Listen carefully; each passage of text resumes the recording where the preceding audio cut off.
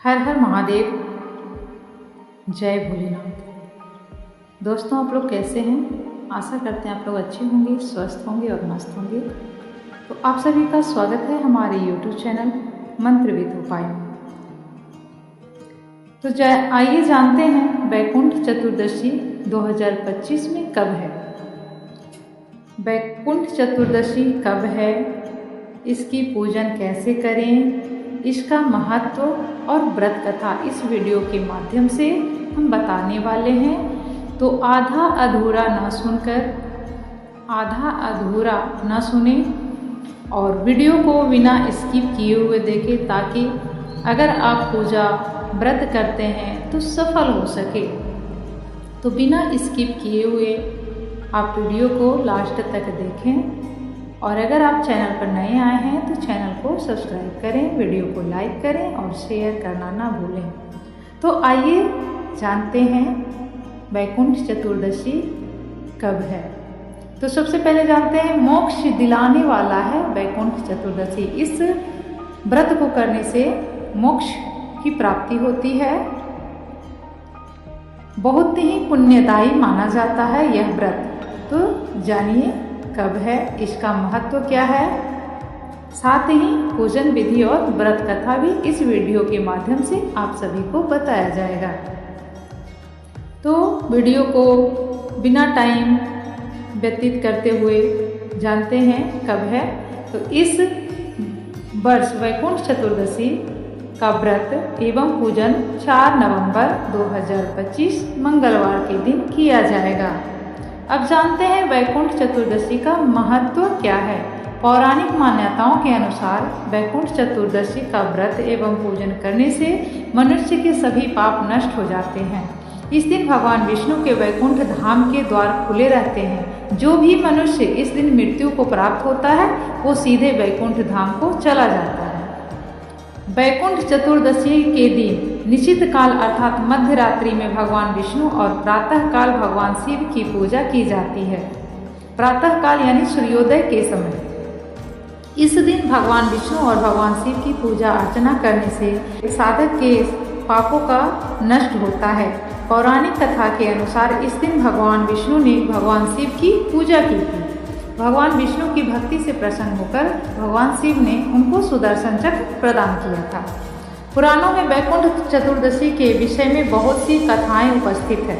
वैकुंठ चतुर्दशी को बहुत ही महत्वपूर्ण माना गया है। एक पौराणिक कथा के अनुसार वैकुंठ चतुर्दशी के दिन ही भगवान विष्णु श्री कृष्ण ने महाभारत के युद्ध में मरे सभी योद्धाओं का श्राद्ध और तर्पण कराया था। इसलिए वैकुंठ चतुर्दशी के दिन पितरों का श्राद्ध और तर्पण करना उत्तम माना जाता है। ऐसा करने से उनकी आत्मा को शांति मिलती है। वैकुंठ चतुर्दशी के दिन भगवान विष्णु ने भगवान शिव की 1000 कमल के पुष्पों से मणिकर्णिका घाट पर पूजा की थी। इसलिए इस दिन भगवान विष्णु की 1000 कमल के पुष्पों से पूजा करना अति उत्तम बताया गया है। जिस वैकुंठ धाम की प्राप्ति के लिए ऋषि मुनि अनेक वर्षों की कठोर तपस्या करते हैं, वो वैकुंठ धाम मनुष्य को वैकुंठ चतुर्दशी पर व्रत एवं पूजन से बहुत ही सरलता से प्राप्त हो जाता है। इस दिन सप्तऋषि की आराधना किए जाने का भी विधान है। हिंदू मान्यता के अनुसार इस दिन सप्तऋषि की उपासना करने से साधक के समस्त कष्टों का निवारण होता है। इस दिन तीर्थ स्नान पर स्नान और दान करने से भी बहुत पुण्य प्राप्त होता है। वैकुंठ चतुर्दशी के दिन व्रत एवं पूजन करने से साधक के सभी पापों का नाश होता है। उसे मनवांछित फल की प्राप्ति होती है। मनुष्य इस लोक के सुखों को भोगकर मरणोपरांत वैकुंठ धाम को चला जाता है।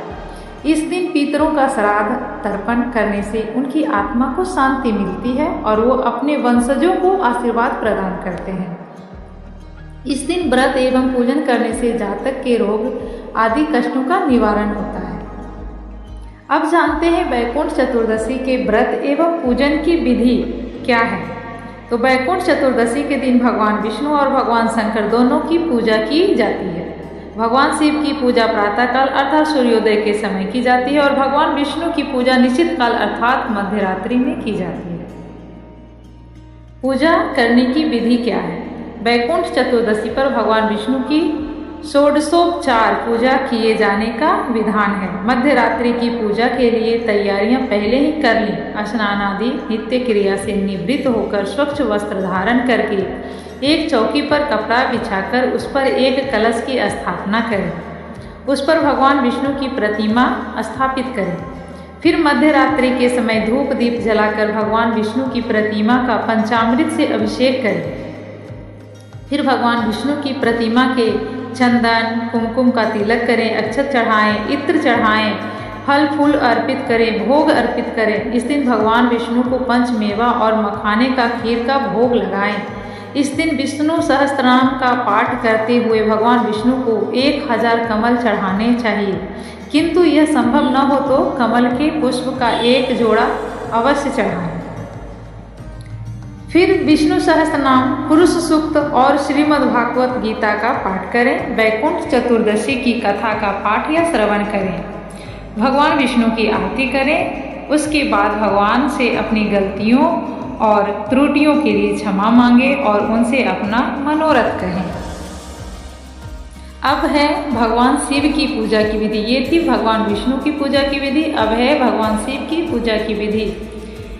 वैकुंठ चतुर्दशी पर भगवान की पूजा प्रातःकाल सूर्योदय के समय किए जाने का विधान है। प्रातःकाल स्नान आदि नित्य क्रिया से निवृत्त होकर स्वच्छ वस्त्र धारण करें। फिर शिवालय जाकर ओम नमः शिवाय मंत्र का जाप करते हुए गाय के दूध, दही और गंगा जल से शिवलिंग का अभिषेक करें। फिर भगवान शिव को बिल्वपत्र, आंकड़ा, धतूरा, पुष्प और मौसमी फल अर्पित करें। भगवान शिव को भांग चढ़ाएं। भोग में भगवान शिव को श्वेत मिठाई अवश्य अर्पित करें। धूप दीप जलाकर रुद्रा अष्टक और शिव मन स्तोत्र का पाठ करें। तत्पश्चात भगवान महादेव से अपनी गलतियों की क्षमा मांगे और उनसे अपना मनोरथ कहें। इस दिन ओम ह्रीं ओम हरिनाक्षाय नमः शिवाय मंत्र का कम से कम 108 बार जप करें। ऐसा करने से जातक को भगवान शिव और भगवान विष्णु दोनों का आशीर्वाद प्राप्त होता है। वैकुंठ चतुर्दशी के दिन सप्तऋषि का पूजन भी किया जाता है। सप्तऋषि का पूजन करने से जातक की सभी समस्याओं का निवारण होता है।